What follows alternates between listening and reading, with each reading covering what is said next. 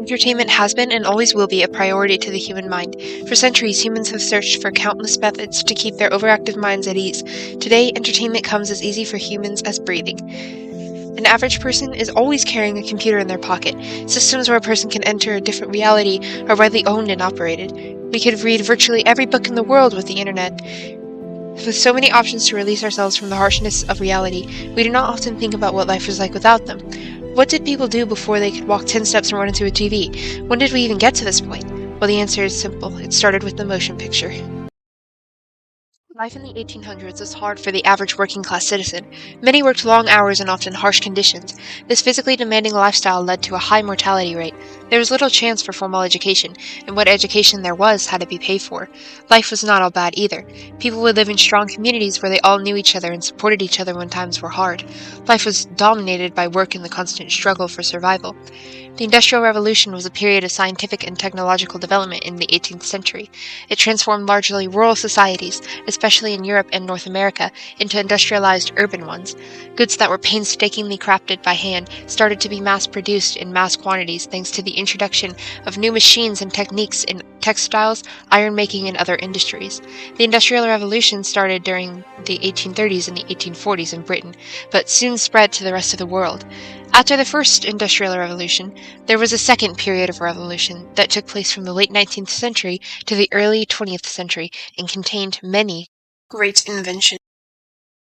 When the Second Industrial Revolution came into play, many new inventions that changed life forever were created, and out of the Second Industrial Revolution came a man of great talent and genius, Louis le Prince. Louis-Aimé Augustin le Prince was born in Metz on August 28, 1841 at 13th Rue St. George. 3 years before Edison and 5 years before Louis Lumiere, le Prince created a functioning motion picture camera. Le Prince held a job of making panoramas in New York for years. He loved making panoramas, and he was very successful in making them. But they lacked the essence of reality. They still didn't capture the movement that Le Prince wanted. He wanted to recreate life itself, and that's where he got the idea to build a machine that could capture life. He devoted all of his time to making this device. In 1886, Le Prince finally created his first device that would be used to capture life. He filed for a patent regarding the machine, but numerous difficulties arose when making the patent. F.A. West, a representative from Moon & Co., who took charge of Le Prince's patent case, stated, "I had many hours of conversation with him. I would like to say that he was the finest, most charming, and interesting man I have ever met, having the striking appearance of a very handsome man. I knew him very well, and almost everything we see on the screens today he told me very clearly more than 33 years ago." He had many problems with the camera. The pictures would jump around, they weren't bright enough, and the machine would make a lot of noise. Therefore, in 1887, he set off for Leeds to stay at his in-laws' home to perfect his camera, and in 1888 he successfully created the first recorded motion picture titled Round Hay Garden Scene. He patented his camera in several European countries. He planned to introduce the camera in America after he went on a holiday to visit his brother in Dijon, but on September 16, 1890, he disappeared on his train back to Paris. In 1891, The Sun, a European newspaper, stated, 3 or 4 years ago in a magazine article, Edison the electric wizard wrote that he would produce a machine which should record and reproduce motion as the phonograph recorded and reproduced sound. Other electrical would-be wizards pooh-poohed the scheme. The electrical periodicals scouted tint idea, and irrelevant newspapers told Edison that he talked too much. That made Mr. Edison angry, and he registered a vow that he would accomplish all he had said and more. He would produce the image of a living, moving, speaking human being, and not only one image, but a dozen images together, or 40 of them, a whole opera company if you like. The ballet girls should dance, and the stars sing, while the full orchestra performed, and the leader swung his baton in proud consciousness of his importance.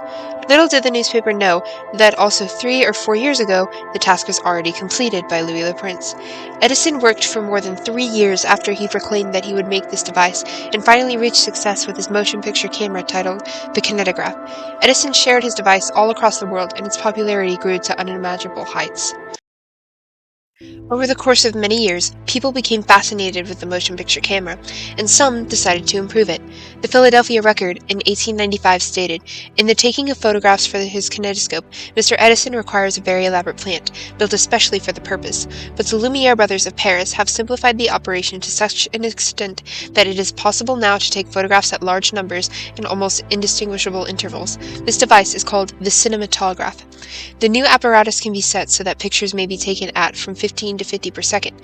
These pictures are not only visible but to one person at a time, as in Edison's apparatus, but may be projected through a lantern upon a screen and exhibited to hundreds of people at once.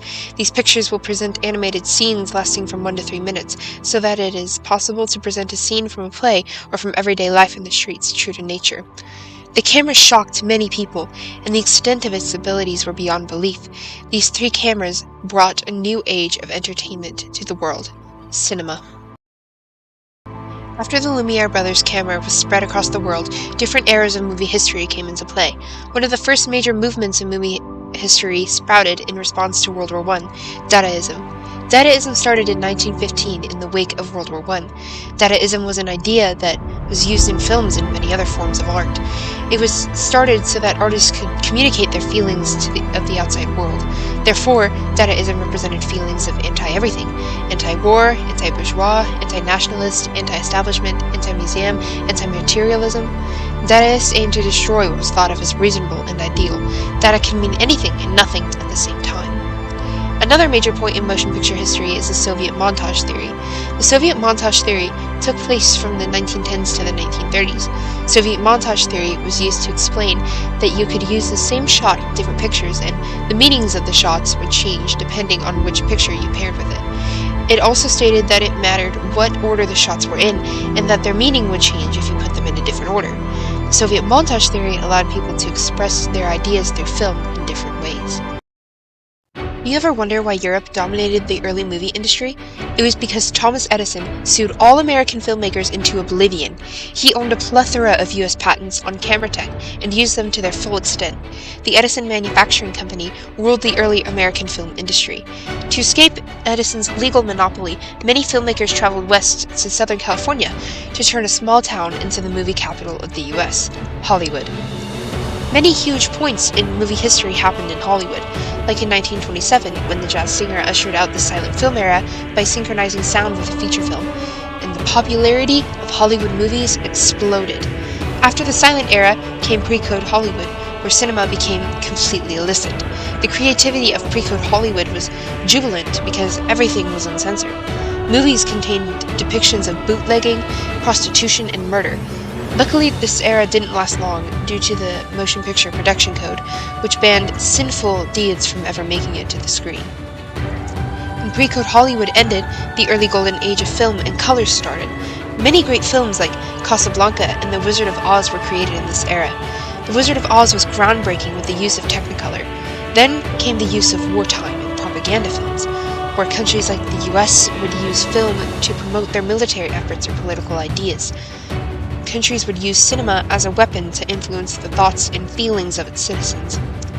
Then came the post-war films after World War II, where people used film as an outlet to express their emotions towards the war and other parts of society. Most post-war film movements include the Italian Neorealism movement, where Italian citizens used film to regain their national identity and their humanity, the French New Wave, which was about independent filmmaking, and the Scandinavian Revival, which put the films of Sweden, Denmark, and Finland in front of the world stage. Then came the golden age of Hollywood, where new forms of movies that we came to know and love today came out. Westerns and film noir are a couple of them. All of the big movie studios that we still have today came to light in this era: Paramount, MGM, Warner Bros., Disney, and 20th Century Fox. The golden age then ushered in the new age of Hollywood. New Age Hollywood returned to some of the popular genres of pre-code Hollywood, such as gangster films and sex-centric films. New Hollywood produced some of the greatest films of all time, like The Godfather, Jaws, and Star Wars. Even though modern-day society views motion pictures as just an everyday occurrence, the reality is that the invention of motion pictures within society changed the entertainment, communication, and social construct of the world. It gave people a chance to travel the world and express the emotions of others. It helped people communicate with others how they were feeling and express themselves. Even to this day, motion pictures are involved in the everyday life of a person by being in our schools, our homes, and even on our person 24/7.